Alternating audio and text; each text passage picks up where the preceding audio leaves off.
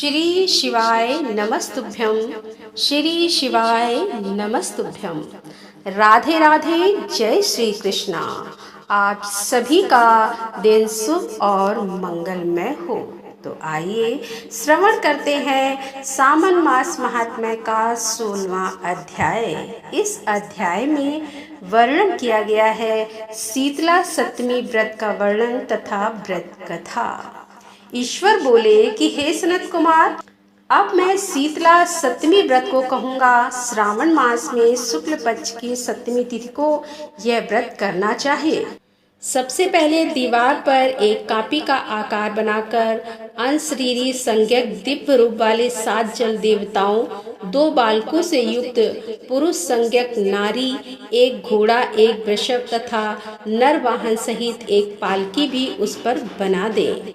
इसके बाद 16 उपचारों से 7 जल देवताओं की पूजा होनी चाहिए। इस व्रत के साधन में ककड़ी और दही ओदन का नैवेद्य अर्पित करना चाहिए। उसके बाद नैवेद्य के पदार्थों में से ब्राह्मण को वायन देना चाहिए। इस प्रकार 7 वर्ष तक इस व्रत को करने के बाद उद्यापन करना चाहिए। इस व्रत में प्रत्येक वर्ष 7 सुवासिनियों को भोजन कराना चाहिए। जल देवताओं की प्रतिमाएं एकदम स्वर्ण पात्र में रखकर बालकों सहित एक दिन पहले सायंकाल में भक्ति पूर्वक उनकी पूजा करनी चाहिए। प्रातः काल पहले ग्रह होम करके देवताओं के निमित्त चरु से होम करना चाहिए। जिसने पहले इस व्रत को किया और उसे जो फल प्राप्त हुआ उसे आप सुने।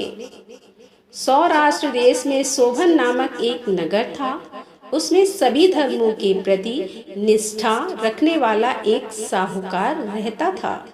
उसने जल रहित एक अत्यंत निर्जन वन में बहुत पैसा खर्च करके शुभ तथा मनोहर सीढ़ियों से युक्त पशुओं को जल पिलाने के लिए सरलता से उतरने चढ़ने योग्य दृढ़ पत्थरों से बंधी हुई तथा लंबे समय तक टिकने वाली एक बावली बनाई। उस बावली के चारों ओर थके राहगीरों के विश्राम के लिए अनेक प्रकार के वृक्षों से शोभायमान एक बाग लगवाया। लेकिन वह बावली सूखी ही रह गई और उसने एक बूंद पानी नहीं आया। साहूकार सोचने लगा कि मेरा प्रयास व्यर्थ हो गया और व्यर्थ ही धन खर्च किया। इसी चिंता में विचार करता हुआ वह साहूकार रात में वहीं सो गया। तब रात्रि में उसके स्वप्न में जल देवता आए और उन्होंने कहा कि हे धनत, जल के आने का उपाय तुम सुनो। यदि तुम हम लोगों के लिए आदर पूर्वक अपने पौत्र की बलि दो तो उसी समय तुम्हारी यह बावली जल से भर जाएगी। यह सपना देख साहूकार ने सुबह अपने पुत्र को बताया। उसके पुत्र का नाम द्रविड़ था और वह भी धर्म कर्म में आस्था रखने वाला था। वह कहने लगा कि आप मुझ जैसे पुत्र के पिता हैं। यह धर्म का कार्य है, इसमें आपको ज्यादा विचार ही नहीं करना चाहिए। यह धर्म ही है जो स्थिर रहेगा और पुत्र आदि सब नश्वर है। अल्प मूल्य से महान वस्तु प्राप्त हो रही है, अतः यह क्रय अति दुर्लभ है। इसमें लाभ ही लाभ है।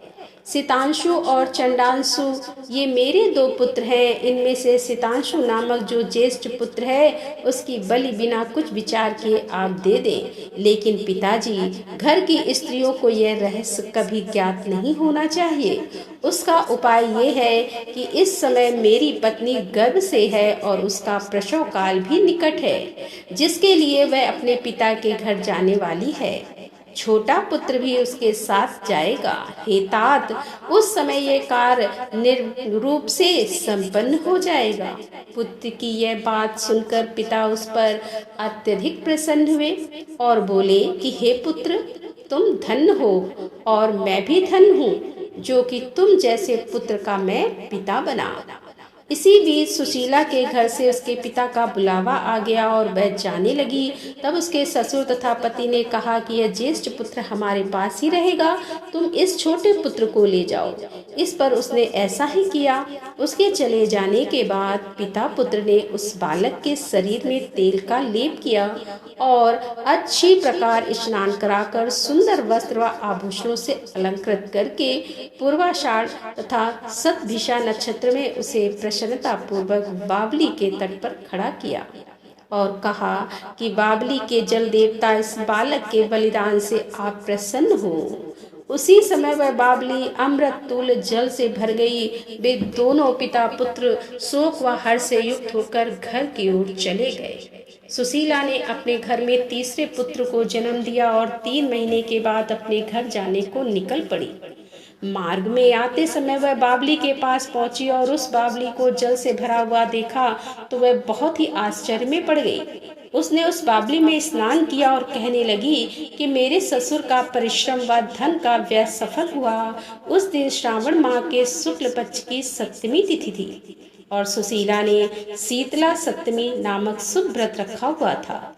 उसने वहीं पर चावल पकाए और दही भी ले आई। इसके बाद जल देवताओं का विधिवत पूजन करके दही भात तथा ककड़ी फल का नैवेद्य तथा ब्राह्मणों को वायन देकर साथ के लोगों के साथ मिलकर उसी नैवेद्य अन्न का भोजन किया। उस स्थान से सुशीला का ग्राम 1 योजन की दूरी पर स्थित था। उस समय बाद वह सुंदर पालकी में बैठ दोनों पुत्रों के साथ वहां से चल पड़ी। तब वे जल देवता कहने लगे कि हमें इसका पुत्र जीवित करके इसे वापस करना चाहिए, क्योंकि इसने हमारा व्रत किया है, साथ ही यह उत्तम बुद्धि रखने वाली स्त्री है।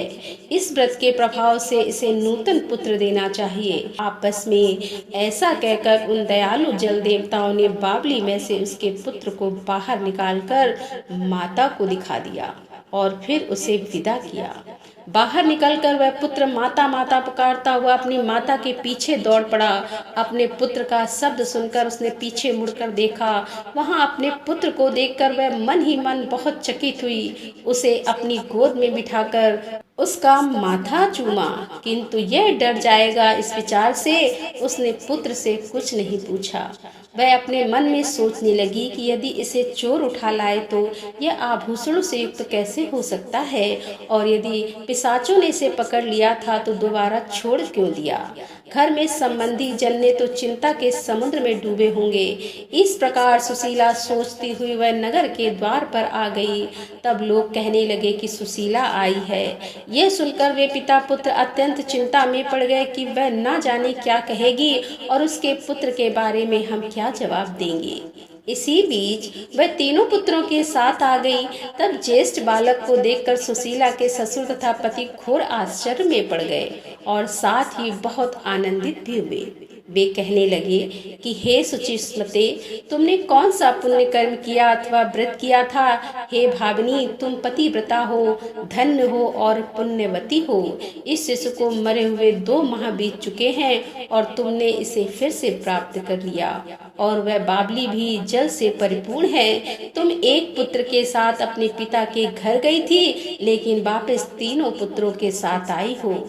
हे सुभु, तुमने तो कुल का उद्धार कर दिया। हे शुभानने, मैं तुम्हारी कितनी प्रशंसा करूं। इस प्रकार ससुर ने उसकी प्रशंसा की और पति ने उसे प्रेम पूर्वक देखा और सास ने उसे आनंदित किया। उसके बाद उसने मार्ग के पुण्य का समस्त वृत्तांत सुनाया।